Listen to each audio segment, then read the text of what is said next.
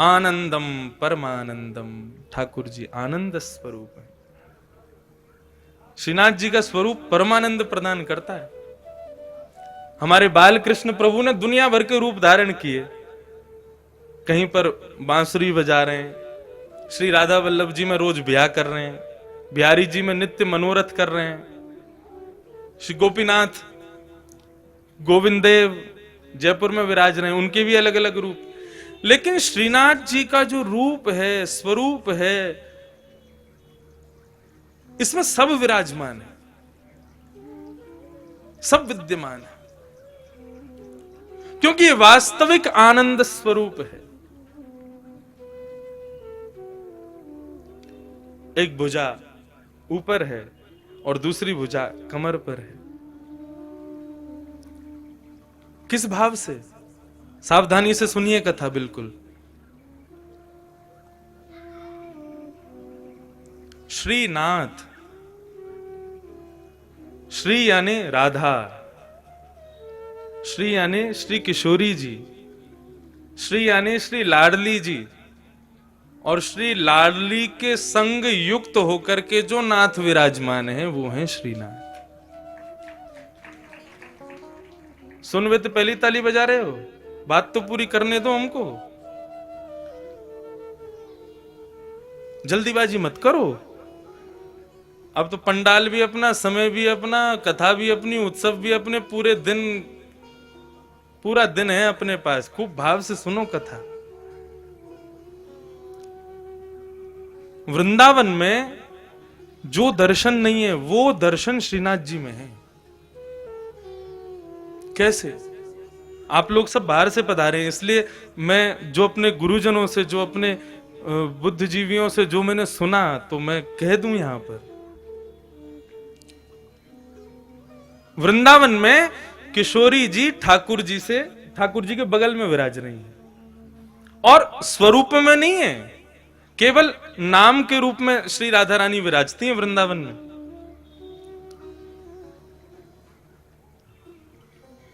जब देखी वृषभानुजा हिय विच उठी है हूक, वंशी रह गई हाथ में फिर ना लागी फूंक।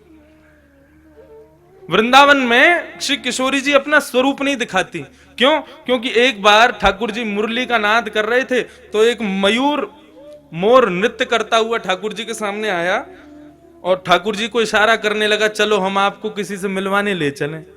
भगवान बोले किससे मिलवाने ले चलो? चलो तो सही। लेके गया तो एक कुंड में एक गोपी सरोवर कुंड का जल भर रही थी, तो मयूर इशारा करता है, इनको देखो, इनसे मिलवाने लाए हैं। भगवान बोले कौन है? मयूर बोला खुद ही देखो। अब ठाकुर जी खूब उमड़ घुमड़ करके वेणु बजा रहे हैं, ऐसे ऐसे तान बजामे कि भाई ये घूम के गोपी देखे तो इसका चेहरा दिखे। लेकिन वो गोपी अपने कार्य में व्यस्त थी। लेकिन जैसे ही कार्य पूरा हुआ और जैसे ही उसने गागर में जल भर के जैसे ही अपने मस्तिष्क पर धारण किया और कार्य पूरा करके जैसे ही पीछे मुड़ी ठाकुर जी की ओर देखा, तब ये पद गाया। बोले जब देखी वृषभानुजा, वो कोई गोपी नहीं है, श्री राधा रानी है। जैसे ही उनका दर्शन किया तो ठाकुर जी बंशी बजाना भूल गए। मतलब उंगलियां तो नर्तन कर रही हैं लेकिन फूंक नहीं निकल रही हृदय से। इतनी सुंदर श्री किशोरी जी। तो जैसे ही देखा कि भैया ये क्या वेणु पे केवल उंगलियां घुमा रहे हैं, बजा क्यों नहीं रहे, तब किशोरी जी को लगा अरे हमारे स्वरूप में मोहित हो गए। सो किशोरी जी ने घूंघट कर लिया। तब से आज तक श्री लाडली जी वहां घूंघट करके बैठी हैं। क्यों? बोले यहां पर भक्त दर्शन करने आएंगे ठाकुर जी का, और यदि मैंने घूंघट ऊपर कर लिया तो ये तो मोहिए देखते रहेंगे, भक्तन ने तो देखेंगे ना। तो यहां हमारी श्री किशोरी जी घूंघट करके बैठी हैं। लेकिन नाथद्वारा में किशोरी जी कहां है? नाथद्वारा में लाडली जी कहां है? ये जो स्वरूप है ये श्री लाडली जी का है। एक स्वरूप नहीं है श्रीनाथ जी। ये दोनों स्वरूप जब प्रेम में उन्मुक्त होकर के एक हो गए तब श्रीनाथ स्वरूप प्रकट हुआ। अपनी पूर्ववर्ती कथा में भी मैं बता रहा था कि जब रास करते हैं ठाकुर जी तो दोनों के अंग का स्वरूप क्या होता है। बोले श्री किशोरी जी तो ऐसे नृत्य करती हैं, ये भाव है उनका, ये सदैव ऐसे ही नृत्य करती हैं। और श्री ठाकुर जी दोनों श्री विट्ठलनाथ के रूप में, जैसे दोनों कमर पर हाथ रख करके और इस प्रकार से ठाकुर जी नृत्य करते हैं। कभी आप रासलीला देखो तो कान्हा मोर बन आयो, कैसे आवे, यूं ही तो आवे, अपने कंधे पे हाथ रख, अपने कमर पर हाथ लगा के। तो ठाकुर जी ज्यादातर नृत्य ऐसे ही करते हैं। अब नृत्य करना नहीं आता, नहीं करके बता देता मैं। अब भाव यही है कि बार बार ठाकुर जी नृत्य करते करते ऐसे ही हो जाते हैं। और श्री किशोरी जी ऐसे ही नृत्य करती हैं। एक दिन किशोरी जी जब नृत्य कर रही तो ठाकुर जी बोले, आज तो आप बहुत ही सुंदर लग रही हो। तेरो मुख नीको कि मेरो मुख किशोरी राधे। ठाकुर जी दर्पण देखें, दर्पण में किशोरी जी, जब ठाकुर जी और किशोरी जी दोनों देखें तो ठाकुर जी कहें, अच्छा लाडली जी यूं बताइयो, तुम्हारो मुख सुंदर है कि मेरो मुख सुंदर है।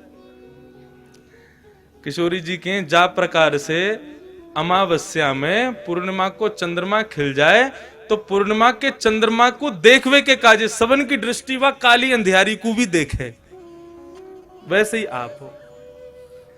बोले आप तो ऐसे कार्य हो, आपको कोई देखो तो चाहे ना। लेकिन हम जब गौरांगी अपना पूर्ण रूप लेकर के आपके बगल में विराज जाए ना, तब लोग आपको देख लें हमारे मारे। ऐसा ठाकुर जी के संग विनोद करें श्री किशोरी जी। तो उस दिन ठाकुर जी बोले, आज तो आप बहुत ही सुंदर लग रही हो।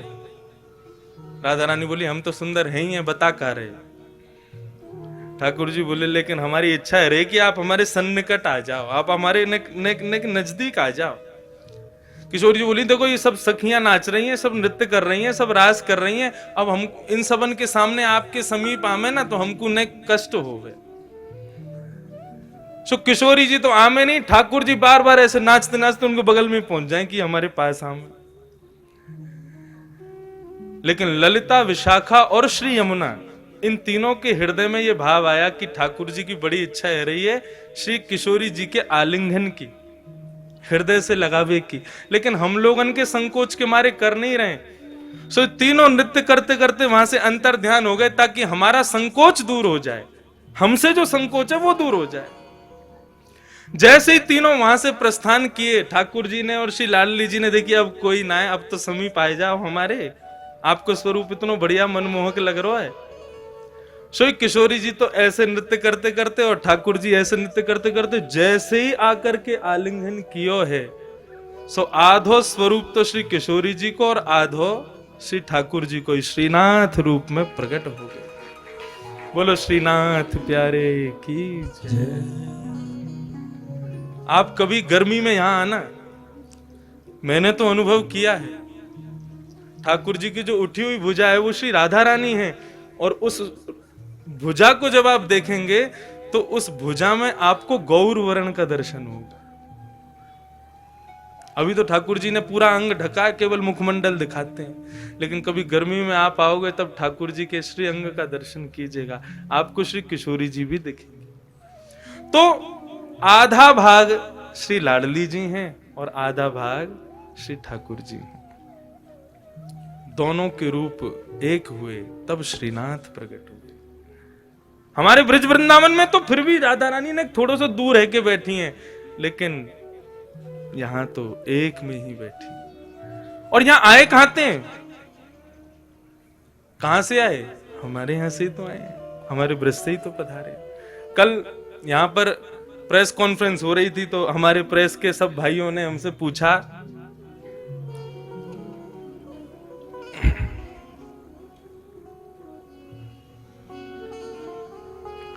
कि महाराज जी आप यहाँ कथा क्यों कर रहे हैं, तो उसके बहुत भाव बताए। एक भाव और आ गया मेरे मन में, अब नाथ द्वारा के जो लोग बैठे हैं वो इस भाव को सुन के कहीं हम पे गुस्सा मत करना, लेकिन हम ब्रजवासी, हमारा भाव है, हमारे भाव आया। मैंने कि हम तो देखो ये हमारे आए हैं कि ब्रजवासी हैं, और जब भी ठाकुर जी को देखें तो पता ना क्यों स्वतः ही मन में भाव आ जाए, ठाकुर जी 11 घंटा चल के आना पड़े आपके दर्शन के काजे, तब आकर के यहाँ पे गाड़ी पहुंचे आपके दर्शन हो में।